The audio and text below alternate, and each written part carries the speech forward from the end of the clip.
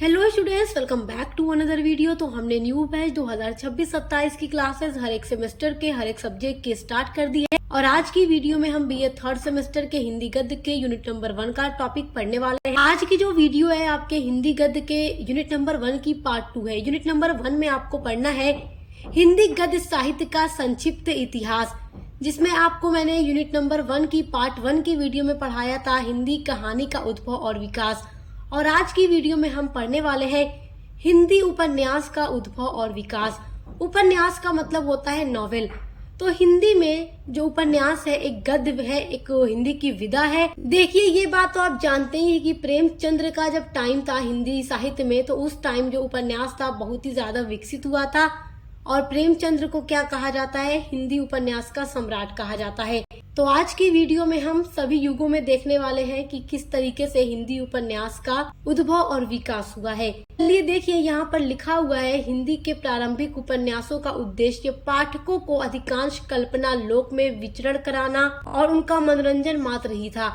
यानी कि जब हिंदी का उपन्यास स्टार्ट में लिखा जा रहा था तो उसका एक ही मात्र उद्देश्य क्या था, पाठक का मतलब रीडर जो कि नॉवेल को पढ़ेगा, उनका एंटरटेनमेंट कराना ही उपन्यास का मेन उद्देश्य था। साहित्य जगत में मुंशी प्रेमचंद्र के अवतीर्ण होने पर ही उपन्यासों में सामाजिक परिस्थितियों की ओर भी ध्यान दिया गया। मतलब प्रेमचंद्र के पहले जितने भी लेखक थे, जब वो उपन्यास को लिखते थे तो उसमें वो ऐसी कहानियां लिखते थे जिनको पढ़कर पढ़ने वाला मनोरंजन कर सके, हंस सके और अलग अलग कहानियां उसमें होती थी। लेकिन जब मुंशी प्रेमचंद्र ने उपन्यास लिखना शुरू किया तो समाज के अंदर जो बुराइयां थी या समाज में जो अलग अलग परेशानियां थी, जो समाज में लोग फेस कर रहे थे, जो प्रॉब्लम्स होती हैं, सोशल प्रॉब्लम्स, उनको उन्होंने अपने उपन्यास में लिखना शुरू किया और लोगों की जिंदगी के बारे में वर्णन करना शुरू कर दिया। जैसे गरीब लोग कैसे जीवन जीते हैं, एक महिला की कंडीशन कैसी होती है, अलग अलग विषय को उठाकर उन्होंने लिखना शुरू कर दिया। तो सोशल जो प्रॉब्लम्स होती थी उन पर वो ध्यान देने लगे।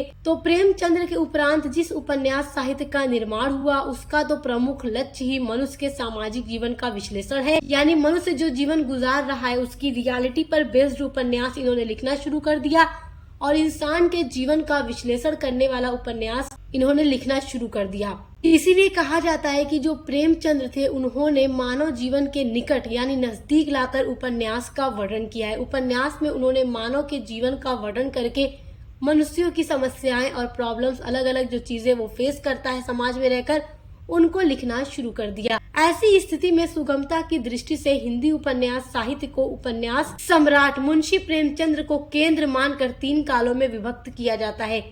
देखिए, हिंदी उपन्यास का सम्राट किसे कहा जाता है, तो मुंशी प्रेमचंद्र को कहा जाता है। तो प्रेमचंद्र को हिंदी उपन्यास का केंद्र मान लिया गया। केंद्र का मतलब जो बीच में हो, और इनको केंद्र मानकर हिंदी उपन्यास के काल को हिंदी साहित्य में 3 भागों में बांट दिया गया। तो पहला टाइम जो आता है, पहला जो काल आता है, उसको प्रेमचंद्र पूर्व हिंदी उपन्यास कहते हैं।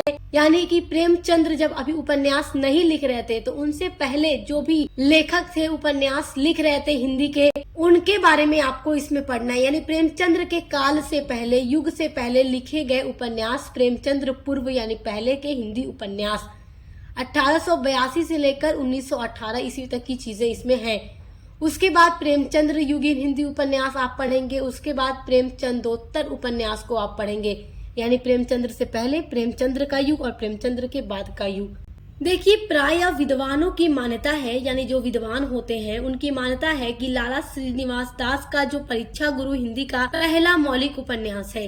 यानी जो अलग अलग विद्वान हैं हिंदी के, उनका कहना है कि जो परीक्षा गुरु लिखा गया था लाला श्रीनिवास के द्वारा। तो परीक्षा गुरु के लेखक कौन है? लाला श्रीनिवास दास। तो इनके द्वारा लिखा गया ये उपन्यास हिंदी का पहला मौलिक उपन्यास है।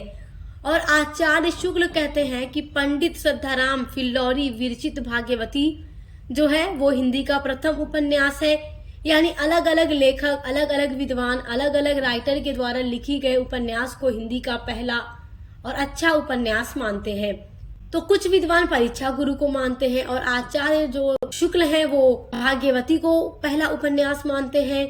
भाग्यवती जो है वस्तुतः सामाजिक उपन्यास है जिसमें सामाजिक चीजों का वर्णन किया गया है, जिसकी नायिका भाग्यवती में ही नहीं बल्कि समस्त पात्रों में आदर्श गुणों की स्थापना इसके अंदर की गई है। उपन्यासकार ने सत अतः का द्वंद्व प्रदर्शित करने का अच्छा प्रयास भी किया है। और आगे देखिए, आचार्य शुक्ल ने बाद में स्वयं ही अपने उक्त मत का खंडन कर दिया था और लाला श्रीनिवास दास के परीक्षा गुरु को ही प्राथमिकता का महत्व भी दिया। मतलब पहले तो ये भाग्यवती को कहते थे हिंदी का उपन्यास है, लेकिन बाद में अपने कहे मत का वो खंडन कर देते हैं और श्रीनिवास दास के द्वारा लिखी गई परीक्षा गुरु को वो पहला अच्छा उपन्यास मान लेते हैं। इसकी रचना सन 1882 के पाश्चात्य ढंग पर की गई थी। परीक्षा ही मनुष्य को अपने मित्रामित्र का बोध कराती है, यानी जो परीक्षा होती है वही मनुष्य को अपने मित्र का बोध कराती है।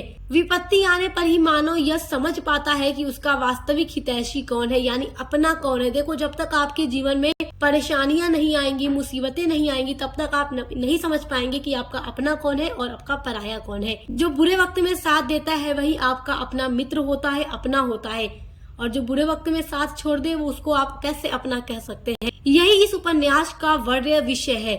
तो परीक्षा गुरु का यही विषय है कि परेशानी आने पर ही एक मनुष्य समझ पाता है कि मेरा अपना हितैषी कौन है, अपना कौन है, अपना मित्र कौन है। परीक्षा गुरु जब उपन्यास प्रकाशित हुआ था तो उसके 4 वर्ष पश्चात, यानी 4 साल बाद, पंडित बालकृष्ण भट्ट का एक उपन्यास नूतन ब्रह्मचारी प्रकाशित हुआ। बालक अच्छी से अच्छी शिक्षा प्राप्त कर देश को उन्नति के शिखर तक पहुँचाए, यही इस उपन्यास की रचना का उद्देश्य है। मतलब ये जो उपन्यास है नूतन ब्रह्मचारी, इसका क्या उद्देश्य है कि देश का जो भी बालक हो वो अच्छी एजुकेशन प्राप्त करे और अपने देश को, अपने राष्ट्र को प्रोग्रेस की ओर लेकर जाए, आगे की ओर लेकर जाए, उन्नति की दिशा की ओर लेकर जाए। भट्ट जी का जो दूसरा उपन्यास आता है वो है 100 अजान एक सुजान। दुष्टों के संग में पढ़कर किस प्रकार धनी युवक बिगड़ते हैं, यानी अगर गलत संगत में आप बैठेंगे तो जो धनी युवक हैं वो बिगड़ जाते हैं। तो मतलब दुष्टों की संगत में बैठकर बड़े लोग, रिच लोग बिगड़ जाते हैं तथा सज्जन शुभ चिंतकों द्वारा किस प्रकार उनका उद्धार होता है, और अगर अच्छी संगत में बैठे तो उनका भी जो चरित्र होगा वो विकसित होगा। यही इस उपन्यास में प्रदर्शित किया गया है। सन 1893 में रामनगर यानी चंपारण राज्य के पंडित देवी प्रसाद शर्मा उपाध्याय ने सुंदर सरोजनी नाम का एक रोचक उपन्यास लिखा। तो उपन्यास का नाम क्या है? सुंदर सरोजनी। और कब इन्होंने लिखा? 1893 में। इस उपन्यास की मुख्य कथा, मतलब मेन जो कहानी है, नायक सुंदर और नायिका सरोजनी के स्वप्न दर्शन जन्य सफल प्रेम की कहानी है। तो ये सब उपन्यास जो अभी आप देख रहे हैं ये प्रेमचंद्र के युग से पहले लिखे जाने वाले उपन्यास थे। आपकी दूसरी हेडिंग है प्रेमचंद्र युगीन हिंदी उपन्यास, यानी प्रेमचंद्र के युग में जो हिंदी उपन्यास इन्होंने लिखे, तो उसके बारे में अब आपको पढ़ना है। देखिए, उपन्यास को मानव जीवन के समीप का मतलब नजदीक लाने का श्रेय प्रेमचंद्र को ही दिया जाता है। एक आलोचक है, उन्होंने उचित ही लिखा है, यानी सही ही लिखा है कि प्रेमचंद्र के पर्दापण के पूर्व तक हिंदी उपन्यास मानो किसी अविकसित कलिका की भांति मौन, निष्पन्द एवं चेतनाहीन सा हो रहा था। मतलब जब तक प्रेमचंद्र ने उपन्यास नहीं लिखा था उससे पहले, एक आलोचक कहते हैं कि प्रेमचंद्र से पहले के जो भी उपन्यास थे मानो एकदम शांत हो, मौन हो, चेतनाहीन हो। दिवाकर की प्रथम रश्मियों की तरह ही प्रेमचंद्र की पावन कला का पुनीत स्पर्श पाकर मानो की उपन्यास जाग उठा। यानी जब प्रेमचंद्र ने अपनी कलम उठाई और उपन्यास को लिखना शुरू किया तो मानो उपन्यास में क्या हो कि ये खुशी से फूल उठाओ, जाग उठाओ, खिल उठाओ, मुस्कुराने लगा हो। यानी इनसे पहले के उपन्यास फीके थे और इनके बाद जो उपन्यास लिखे गए, मतलब इनके समय में जो उपन्यास लिखे गए, इन्होंने जो स्वयं उपन्यास लिखे उसके बाद ही उपन्यास को एक सही दिशा मिली, उपन्यास को एक सही तत्व प्राप्त हुए। वास्तव में प्रेमचंद्र से पूर्व जितने भी उपन्यास लिखे गए थे, यानी इनके पहले जितने भी लेखकों ने उपन्यास लिखे, उनका अपना ऐतिहासिक महत्व तो जरूर है, लेकिन प्रेमचंद्र तथा उनके पश्चात के उपन्यासकारों के उपन्यास की तुलना में वे नग्न से ही हैं। यानी कि इन्होंने मनुष्यों के जीवन के नजदीक लाकर मनुष्य की रियलिटी पर, लाइफ पर इन्होंने पूरा उपन्यास लिखा है, नॉवेल लिखा है। प्रेमचंद्र ने अपने उपन्यासों को मानव जीवन की पृष्ठभूमि पर प्रतिष्ठित किया। मानव जीवन की पृष्ठभूमि का मतलब कि जो पूरी कथा होगी, कहानी होगी इनके नावल की, वो किस पे होगी? मानव जीवन। नावल मतलब उपन्यास, उपन्यास को ही इंग्लिश में नॉवेल कहा जाता है। तो नॉवेल में अलग अलग प्रकार की कहानियां होती हैं, ये तो आप जानते ही हैं। उन्होंने अपने उपन्यासों द्वारा किसानों की जो आर्थिक व्यवस्था है, अब देखो, अभी तक आपने देखा प्रेमचंद्र के युग से पहले जो भी उपन्यास लिखे गए उसमें किसानों की आर्थिक व्यवस्था के बारे में, ग्रामीण जीवन के बारे में, विधवाओं महिलाओं के बारे में बात नहीं की गई थी। लेकिन जब प्रेमचंद्र ने लिखना शुरू किया तो ये मानव के जीवन को अपनी पृष्ठभूमि बना लेते हैं, अपने नॉवेल का मेन टॉपिक बना लेते हैं और समाज के अंदर अलग अलग चीजों को वो उठाकर लिखना शुरू करते हैं। जैसे कि उन्होंने किसानों की आर्थिक व्यवस्था के बारे में, किसानों की परेशानी समस्याओं के बारे में नॉवेल लिखना शुरू किया। ग्रामीण जीवन की दुर्बलता जो है, गरीब किसान जो रहते हैं, गरीब मजदूर जो रहते हैं, उनको किस किस प्रकार की परेशानियां फेस करनी पड़ती हैं ग्रामीण जीवन गुजारने के लिए, उसके बारे में उन्होंने लिखा। विधवाओं तथा वेश्याओं की समस्याओं के बारे में लिखा। जो विधवा हो जाती है महिला, उसकी क्या समस्या है, समाज की अलग अलग जो कुरीतियां हैं उसके बारे में इन्होंने लिखना शुरू किया। हिंदू मुस्लिम ऐक्य पर इन्होंने लिखना शुरू किया। जमींदारों तथा पुलिस के अत्याचार आदि तत्कालीन या गांधी युगीन सभी प्रकार के प्रश्नों पर इन्होंने प्रकाश डाला है। सेवा सदन इनका उपन्यास है। इसमें उन्होंने सुमन पात्र के द्वारा तत्कालीन वेश्याओं के जीवन की समस्या का चित्रण कर उनमें सुधार के उपाय भी बतलाए हैं। मतलब कि ये इन अलग अलग विषयों पर लिखना शुरू करते हैं जब ये उपन्यास लिखते हैं तो, और उसके बाद ये भी बताते हैं कि जो लोगों की समस्याएं हैं उनको किस प्रकार सुलझाया जाए। देखो, जो मनुष्य के जीवन में चीजें हो रही हैं, अगर उन पर लिख करके लेखक उसको उजागर करने का प्रयास करते हैं और उसके समस्याओं को सुलझाने के लिए हल बताते हैं तो फिर समाज में बदलाव जरूर होता है। तो वही प्रेमचंद्र का उद्देश्य था। तो इनका जब उपन्यास आप सेवा सदन पढ़ेंगे तो इसमें जो मेन कैरेक्टर है सुमन, उसके माध्यम से उन्होंने वेश्याओं की, जो वेश्या होते हैं उनके जीवन की क्या समस्याएं हैं उसका वर्णन किया है और फिर उसमें सुधार लाने के भी उपाय इन्होंने अपने नॉवेल के अंदर, उपन्यास के अंदर बताए हैं। अब देखिए, अगला जो नॉवेल आप देख रहे हैं प्रेमचंद्र का, वो है प्रेमाश्रम। इसमें प्रेमचंद्र ने ग्रामीण जीवन की झांकी को चित्रांकित करने का प्रयास किया है। तो इसमें वो ग्रामीण जीवन की झांकी को चित्रित करते हैं। इसमें ग्रामीण जीवन से संबंधित जमींदार जो है, पटवारी जो है, मुंशी, वकील, डॉक्टर, पुलिस अफसर आदि वर्ग का चित्रण इस प्रकार से करते हैं कि ये स्पष्ट हो जाता है, पूरी तरीके से क्लियर हो जाता है पढ़ करके ये उपन्यास कि इनके द्वारा ग्रामीण जनता भयंकर रूप से आक्रांत होती है, डरी रहती है। रंगभूमि जो उपन्यास है, इसमें प्रेमचंद्र की कला का पर्याप्त विकसित रूप हमें प्राप्त होता है। इस उपन्यास में उन्होंने सामाजिक राजनीतिक समस्याओं पर प्रकाश डालते हुए नगर जो शहर होता है, जो ग्राम यानी गाँव होता है, कर्तव्य, प्रेम, सुख दुख, आशा, आकांक्षा, ध्येय, अधिकार आदि को लेकर भारतीय जीवन में क्रांति की भावना का बीजारोपण किया है। तो इस प्रकार आप देख सकते हैं जिन चीजों का वर्णन इन्होंने अपने उपन्यास के अंदर किया है वो सारी ही चीजें मनुष्य के जीवन से रिलेट करती हैं, जुड़ती हैं, संबंधित है। अगर इन सब चीजों में अच्छा बदलाव होगा, क्रांति होगी, तो लोगों के जीवन में भी बदलाव होगा, सुख आएगी, शांति आएगी। अगला उपन्यास है प्रेमचंद्र का कायाकल्प। तो कायाकल्प में तत्कालीन जो सांप्रदायिक, सामाजिक और राजनीतिक समस्या थी उनका वर्णन प्रेमचंद्र ने इस उपन्यास के अंदर किया है। जिस समय ये उपन्यास उन्होंने लिखा उस समय जो सांप्रदायिकता थी, सामाजिक और राजनीतिक समस्या थी, उनका वर्णन किया है। निर्मला, जिसमें वधूर विवाह के दुष्परिणाम की एक करुण कहानी है। प्रेम की साधना तथा कर्तव्य पक्ष के बीच समन्वय स्थापित करने के लिए प्रेमचंद्र ने प्रतिज्ञा की रचना की। मतलब अलग अलग जितने भी उपन्यास इन्होंने लिखे हैं सब कुछ मनुष्य के जीवन से ही जुड़ा हुआ है। मनुष्य के जीवन के अलग अलग क्षेत्र में बदलाव लाने के उद्देश्य से लिखा गया इनका हर एक उपन्यास है। इसीलिए तो कहा जाता है कि प्रेमचंद्र उपन्यास के सम्राट है और इन्होंने मनुष्यों के जीवन को ही एक टॉपिक बनाकर लिखना शुरू कर दिया। मतलब इनसे पहले लिखे गए हर उपन्यास में कोई न कोई स्टोरी होती थी जिसको पढ़ के लोग मनोरंजन करते थे, लेकिन इनके उपन्यास लोगों के जीवन की परेशानियों का वर्णन करते थे। देखो, स्त्री जो होती है, महिलाएं जो होती हैं, उनका ध्यान हमेशा गहनों यानी जेवर की तरफ लगा रहता है और गहनों के प्रति वो काफी आकर्षित भी रहती हैं। इसी समस्या को लेकर प्रेमचंद्र जी ने गबन में एक स्त्री के पति के जीवन में भयंकर आंदोलन की सृष्टि की है कि एक महिला को किस तरीके से जेवर की, गहनों की चाह थी और फिर उसके जीवन में गहनों की चाह ने किस तरीके से परेशानी लाई।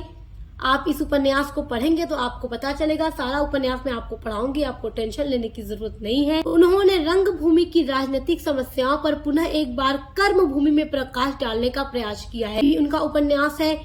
इसमें हमारे पिछले राजनीतिक आंदोलन यानी 1931-32 का व्यापक चित्र मिल सकता है। गोदान जो है हिंदी उपन्यास साहित्य की एक अमर कलाकृति है। वर्ग वैषम्य का चित्रण इसका मूल उद्देश्य है। तो आप देख सकते हैं प्रेमचंद्र के द्वारा लिखे गए अलग अलग जो उपन्यास है सब कुछ मनुष्य के जीवन से ही जुड़े हुए हैं। अलग अलग क्षेत्र में महिलाओं के ऊपर, महिलाओं के जेवर की जो इच्छा है उसके ऊपर, गरीब किसान मजदूर के ऊपर, उनकी अलग समस्याओं के ऊपर, विधवाओं के ऊपर, अलग अलग वर्ग के ऊपर इन्होंने उपन्यास लिखकर मानव जीवन का वर्णन किया है। देखिए, जब हम हिंदी साहित्य में प्रेमचंद्र के युग को पढ़ते हैं, उनके उपन्यास को पढ़ते हैं, तो प्रेमचंद्र के युग में ही जयशंकर प्रसाद जी भी आते हैं और जयशंकर प्रसाद जी ने कंकाल, तितली, इरावती यानी अधूरा, इन 3 उपन्यासों को लिखकर हिंदी उपन्यास की श्री वृद्धि में योग प्रदान किया है। जयशंकर प्रसाद भी एक बहुत बड़े हिंदी साहित्य के लेखक थे। इन्होंने प्रेमचंद्र के युग में 3 ऐसे उपन्यास लिखे हैं जिससे हिंदी के उपन्यास को एक श्री वृद्धि का योग प्रदान किया। उपन्यास का नाम नोट कर लीजिए, कंकाल, तितली, इरावती, जो जयशंकर प्रसाद के द्वारा लिखा गया है। तीसरा पॉइंट आपका आ जाता है प्रेमचंदोत्तर हिंदी उपन्यास।